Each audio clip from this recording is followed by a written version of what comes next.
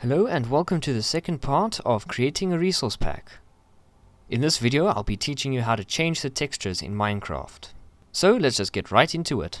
So first things first, open your file explorer, go to %appdata %\minecraft and \resourcepacks, which is right over here.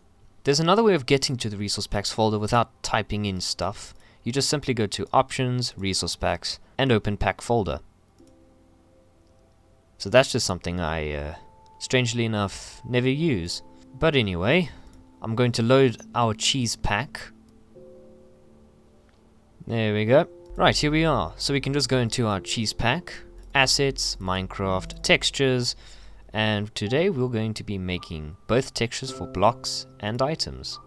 So you can just open another instance, type in %appdata %\minecraft \versions. And at the time of recording, the latest version is 1.16.5. So I can just scroll down over here. Anyway, let's enter the folder. Minecraft, textures, block, etc, etc. Righty. Now let's pick a block that we want to change. Well, let's choose dark oak planks. So we have the texture selected. Now we just need to go into block in the other file. Right click it and do copy. Right click. Where's paste? There it is. Make this more viewable. Or you know, Ctrl-C, Ctrl-V, same thing. Now this texture is loaded in the resource pack, but Minecraft doesn't see it yet because we have to refresh the pack every time we make a change. Which gets annoying, but anyway, we can just go into single player and just join a Minecraft world. Here we are in Minecraft, and now we just need to get dark oak planks, because that is what we're going to change later. So if you place it down, or in your hand, doesn't matter, it's dark oak planks, you can obviously see that. But we moved in dark oak planks to override Minecraft's normal textures. The file is not loaded into Minecraft. It's in the resource pack, but not loaded. All we have to do is refresh the game. And it doesn't mean closing it and opening it up again. Technically it would work, but that's just dumb. So all you have to do is hold in F3 plus T and Minecraft will reload all the textures. And there we go. Now the dark oak planks you're looking at is from the resource pack. But, you know, it hasn't changed one bit. So let's change that. So simply we just need to go to our file, here it is, then we can just right click it, go to open with, and open paint.net. Now in the last video I did teach you how to, well, use basic buttons here and there of paint.net. If you still don't know what to do, you can search some tutorials. Once you're past the UI, this program is really easy to use. It's paint on steroids, that's how I can simply put it. So all we really have to do is take our texture and drag it into paint.net. Do open, and you can zoom in with control and mouse wheel, and here's our texture. And with the pencil tool, we'll be using this the most because it draws everything in per pixel things. And now we can change this to whatever we want. Now, I don't know what to put on the planks, so I'm just going to make up the excuse and say, this is just for demonstration purposes. How about that? So let's just add some blue in this corner, some red in this corner, and a yellow E in the middle. That's off-centered. And when you're done using the file, you can just go to the top left, click File, and do Save, or just Control S. And something I didn't discuss in the last video, at the top left is bit depth. The lower the bit depth, the lower the quality of the image. I like to go for the highest bit depth, because then it can store all the data properly. So we can just click OK, and it will save the file. Now if we go back to the file in the Explorer, you can see it actually updated. So now all we have to do is go back into Minecraft. Yet again, you can see the planks haven't changed yet until we do F3 plus T. And there we go, our hideous block. Well actually, my hideous block.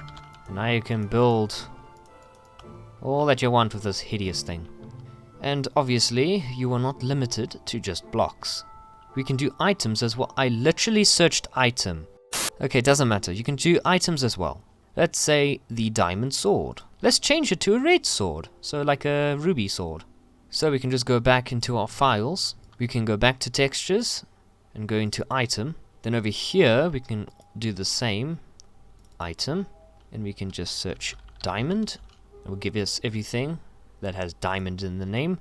Here's diamond sword. Ctrl-C, Ctrl-V. There it is. And now we can just drag and drop this into paint.net. And to be honest, another easier way of doing it is just right-clicking the file, going to open with, and then paint.net. So really we can do whatever we want with the sword. Make it a cheese sword or something. But for this I'm just going to do something a little different. Instead of drawing on every pixel to make it a different color, we can go to the magic wand tool and select basically all the colors that are blue. But you can hold in shift to select every color across the palette. And control shift to select multiple instances and across the palette. So we can just do control shift this, this. But as you can see, we are trying to select the diamond, but it's also selecting the wood. And we don't want that. So we can just bring down the threshold so then we'll be more accurate to the colors we selected. There we go. Only the diamond parts are selected. So if we really wanted to, we can just delete it, but that's dumb, so don't do that. So now all we have to do is just change up the colors a bit. With everything selected like this, you can just paint over it. There we go. I'm very artistic, as you can tell. Just kidding, we'll do something different. Control Z. With everything selected, we just have to go to Adjustments on the top left and go to Hue and Saturation. And this will give us 3 sliders. One changes the hue. One changes the saturation, which just intensifies the colors. And the third one at the bottom changes how bright and how dark the colors are. Let's make a ruby sword, so let's go down to left or right until it becomes red. And just increase the saturation. And there you go, a ruby sword. So now we just have to click OK to apply the effects. And just with the select tool, I'm going to select the bottom with control to select multiple areas. Go to Adjustments, Hue and Saturation again, and make this yellow.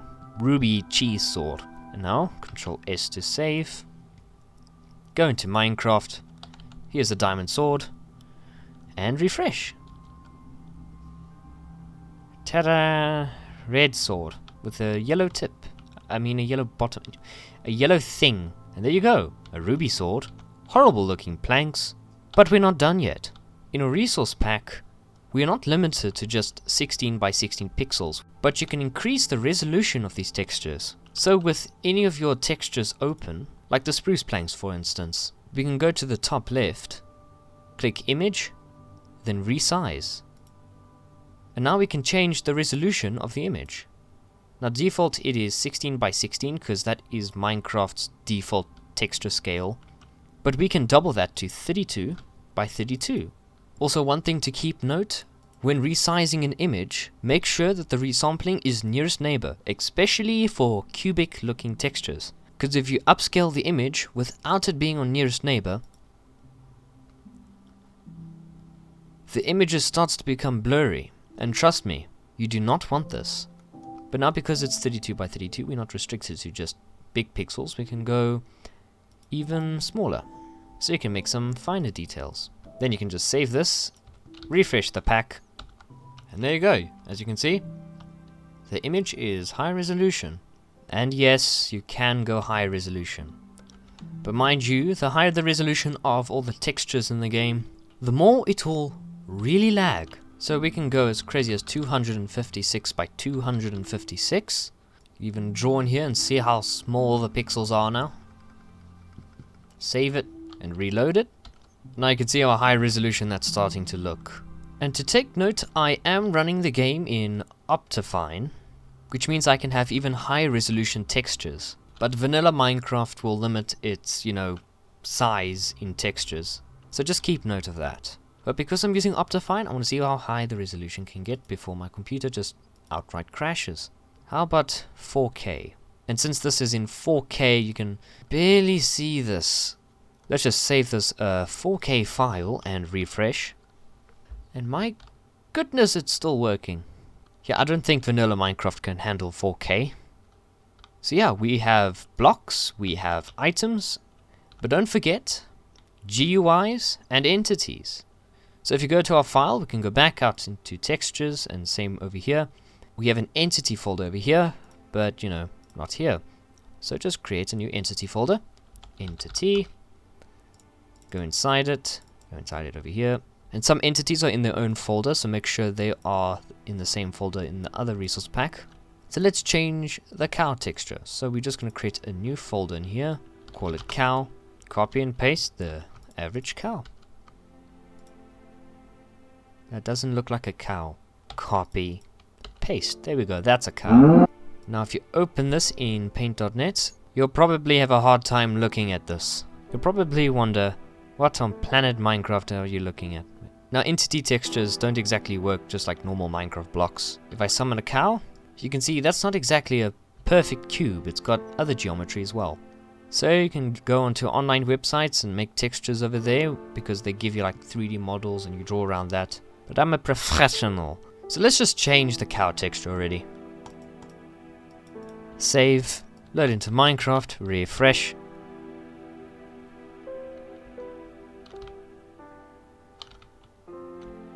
Yeah, that's disgusting. And we can go back out and go to GUI.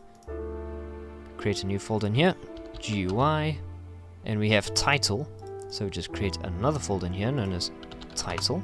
And here's the Java Edition image. So I'm just gonna copy, paste, open in paint.net, and you can add in your own textures and design, but I am running out of time, so I'll leave that to you. And because it's a GUI at the menu, I'm just going to refresh the game, exit the world, and then you should see Java Edition. There it is, Java Edition, now in 3D. Well, that's all the time I have in this video. In the next video, I will teach you how to animate the textures and show you a cool program that allows you to animate textures easily and swiftly. So thanks for watching, I hope you enjoyed and learned something new. If you have any further questions, you can join my Discord server, which I'll leave a link in the description. And to show support for the channel, you can like and subscribe. Alright, and I'll see you in the third part of this series.